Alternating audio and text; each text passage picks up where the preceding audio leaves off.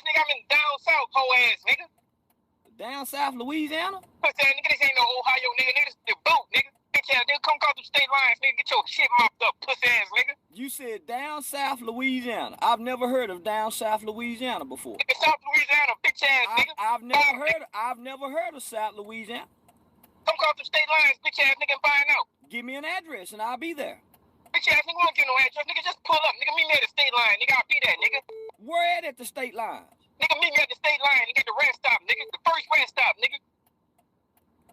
That don't sound like good directions. Vlad TV is one of my favorite channels on YouTube. The energy of the interviews featured on Vlad TV remind me so much of old school professional wrestling shoot interviews where these washed up older wrestlers let whatever crazy shit comes into their mind fly out of their mouth because after a lifetime of booze, pills and wrestling shows, they really don't give a fuck.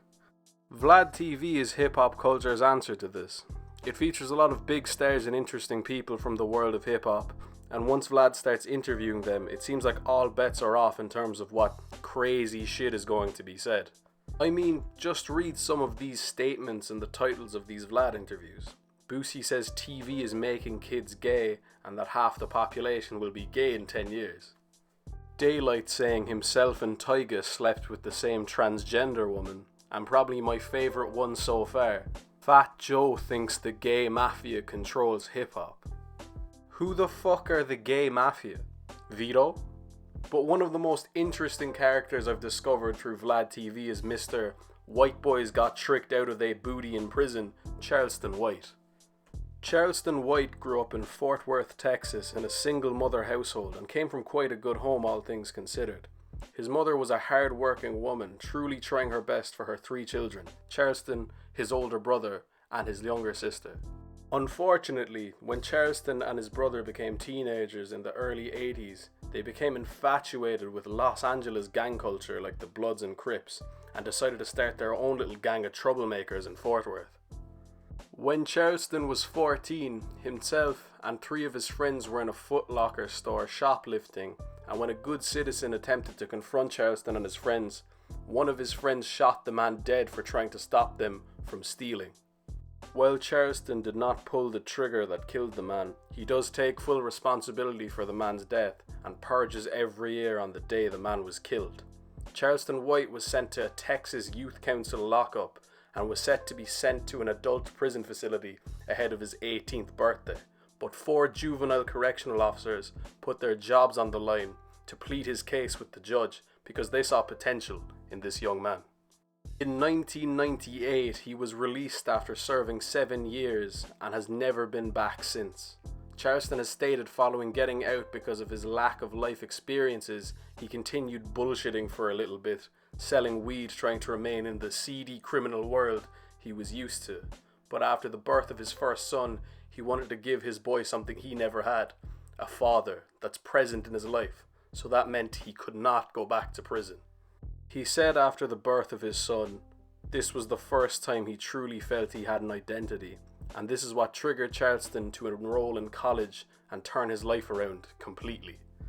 Charleston White has dedicated his life to helping prevent youth from going down the wrong path in life with his organisation HYPE, which stands for Helping Young People Excel. But Charleston felt as though, despite his work with HYPE and trying for years to get through to the youth in his area through the work he was doing, something wasn't clicking and that his message wasn't being taken as seriously as he wanted. So Charleston decided to take to social media and try to spread his message of giving gang violence a big fuck you. Charleston took aspects of the character Dolomite for the persona he adopted on his social media platforms and started truly going nuts on gangbanging, rappers beefing with each other, and other problems affecting his local area, which led to some of the funniest Instagram live streams I have ever seen. Charleston started getting all this negative attention on social media from gangbangers and wannabe gangsters after going on live saying that he informed the police of who was arming children with guns and drugs in the city and was just doing his part as a good civilian. He also defended himself from people accusing him of being a snitch, saying that snitching is when a criminal tells on another criminal he did a crime with, and Charleston is no criminal, so he's just a civilian telling. But how you calling the police on the That's not snitching. I'm not breaking the law. I'm not trying to get out of no trouble. That's what a snitch do. A snitch is telling to wiggle out of something. I'm just telling. No rewards, no nothing. I just want to put a nigga ass in jail, nigga. Charleston being this open about his telling on criminals led many people to jump on his Instagram lives and send him threatening messages wanting to kill him and fight him. Charleston, being the master troll he is, said that he refused to fight these people because he felt he was at a disadvantage because of his old age and the fact Charleston has a glass eye. So instead, he challenged anyone who didn't like him and wanted to fight him to a spelling bee. One gang member was so angry with Charleston that he made a video calling Charleston out using a cell phone he had snuck into prison. So Charleston responded by phoning the prison that this man was being held at and telling the police that this person had a phone and was making threatening videos directed at good Samaritans like him, and that he was terrified for his life in the most facetious tone imaginable. Information that you're calling about, and we will return to your call at our earliest convenience. Thank you. Yes, my name is Charleston White. I'm a victim of a crime by a guy of a rolling 50 Crip. They call him 55 Street Crip, baby OG baby snaps. He got a cell phone in prison and he's making threats to victims via social media. He's recording threatening videos that's very terrifying in a prison cell in the dark, and he's making gang threats. My contact number is area code 936-255-5102. I'm calling in reference to a Department of Correction and Rehabilitation inmate by the name of OG Baby Snaps, rolling 55 Street Crips, and I think his real name is Michael or Mitch Hunt. He's calling, leaving threatening message via cell phone in prison. Michael Hunt, OG Baby Snaps, rolling 50 Crips, 55 Street. My name is Charleston White, and I'm the victim that he's victimizing. My contact number is 936-255-5102. Please call back in a hurry because I am terrified of my life. And my next call is to the California Attorney General's office.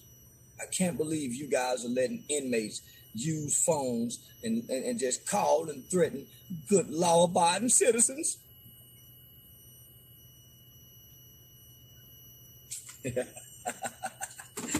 You in trouble now. You done fucked up now. You know that, don't you?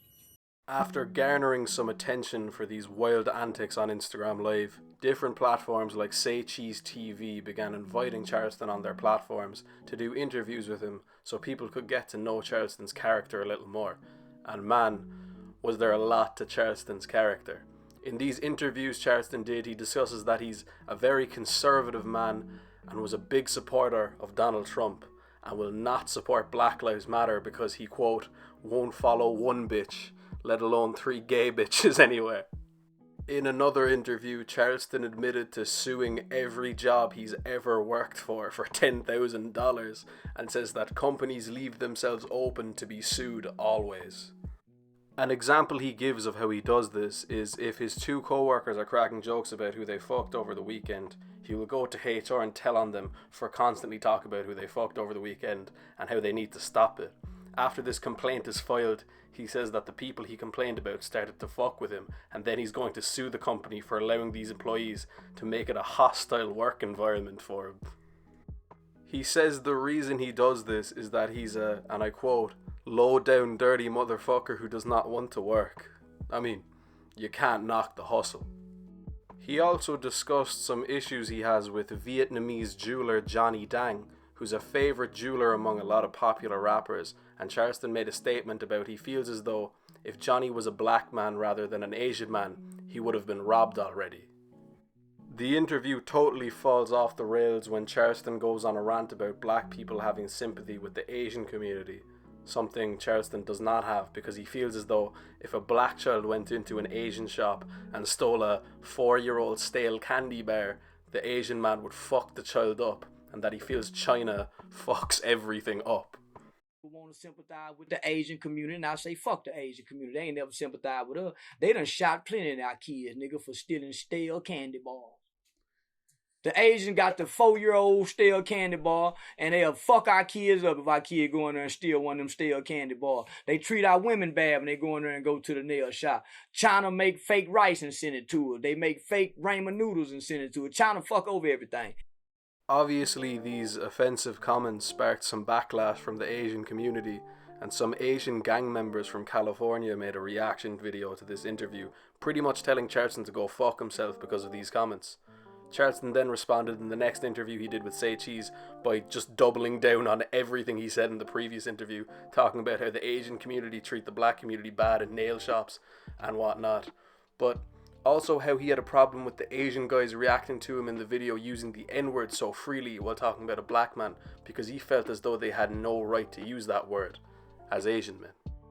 Despite making an enemy out of the Asian community, the Mexican community, and multiple gangsters, and having hundreds of thousands of death threats sent his way, Charleston has never worried about his safety, saying that he's praying for the day someone tries to come for him, because he knows what he's doing and that he stays strapped, ready to defend himself. Which to me sounds pretty fucking badass, especially from a guy who's disabled, like 5'5" and about 120 pounds soaking wet. While his methods to getting his message across are questionable, and he's definitely made a lot of enemies along the way, Charleston White is very passionate about his work, and I don't think he's a bad guy at heart at all. If you look more closely into the work he's done in the real world, and look less at the character he's developed for social media, I'm sure you'll agree. And if you're new to my channel and enjoyed this video, please do subscribe, because I have a lot more great videos similar to this one coming soon. Thanks for watching, and I'll see you later.